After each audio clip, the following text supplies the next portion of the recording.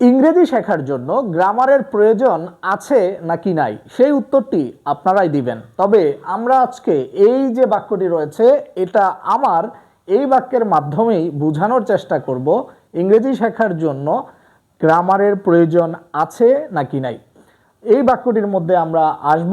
প্রথমে এই যে বাক্যটি রয়েছে এটা আমার নিয়ম অনুসারে এটা ইংরেজি দিস অথবা আমরা ইটও লিখতে পারি, লিখলাম দিস অথবা ইট, যে কেউ একটি লিখলাম।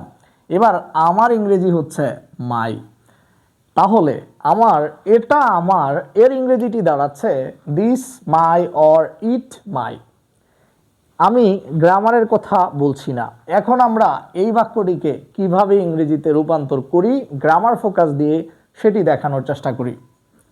এই বাক্যের সাবজেক্ট হচ্ছে এটা। তো আমরা জানি একটি বাক্যের সাধারণ যেই গঠন রয়েছে সেটি হচ্ছে subject plus verb plus object যদি থাকে। এটি হচ্ছে একটি বর্ণনামূলক বাক্যের সাধারণ গঠন। তো নিয়ম অনুসারে সাবজেক্ট লিখব, এটা ইংরেজি আমরা ইট লিখলাম, ইট।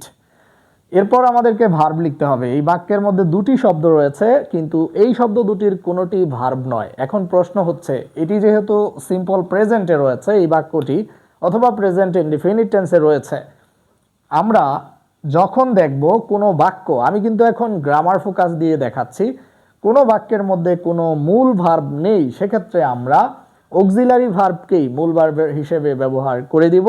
এই বাক্যটি প্রেজেন্টে হওয়ার কারণে আমরা অ্যাম ইজার থেকে একটি অক্সিলারি ভার্ব নিয়ে আসবো এবং এটি এই বাক্যের মধ্যে এসে মূল ভার্বে পরিণত হয়ে যাবে।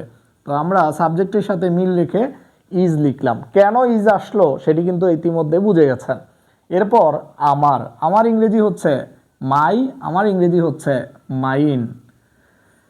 এখন প্রশ্ন হচ্ছে, আপনি জানেন আমার ইংরেজি মাই আবার আমার ইংরেজি মাইন, এখন কোনটি বসাবো? আমি যদি এখন মাই বসাই এই উত্তরটি কি সঠিক হবে? মোটেও এই উত্তরটি সঠিক হবে না, কিন্তু অর্থ তো ঠিকই আছে, ইট মাই, এটা আমার। আচ্ছা, তাহলে আমরা এখন লিখব মাইন। প্রশ্ন হচ্ছে কেন মাই বসাতে পারলাম না? এর মূল কারণটি হচ্ছে মাই হচ্ছে একটি পসেসিভ অ্যাডজেক্টিভ আর মাইন হচ্ছে প্রোনাউন। আমরা জানি পসেসিভ প্রোনাউন একই সাথে নিজে নিজেই বসতে পারবে, আর অ্যাডজেক্টিভ যদি বসাই তাহলে তারপর আমাদেরকে একটি নাউন ব্যবহার করতে হবে। যেমন আমার কলম, মাই পেন, এক্ষেত্রে আবার আমি মাইন পেন লিখতে পারবো না। আশা করব এই ছোট্ট ভিডিওর মধ্যে যতটুকু বুঝিয়েছি বুঝতে পেরেছেন। এবার আপনারা উত্তর দিবেন ইংরেজি শেখার জন্য গ্রামারের প্রয়োজন আছে নাকি নাই।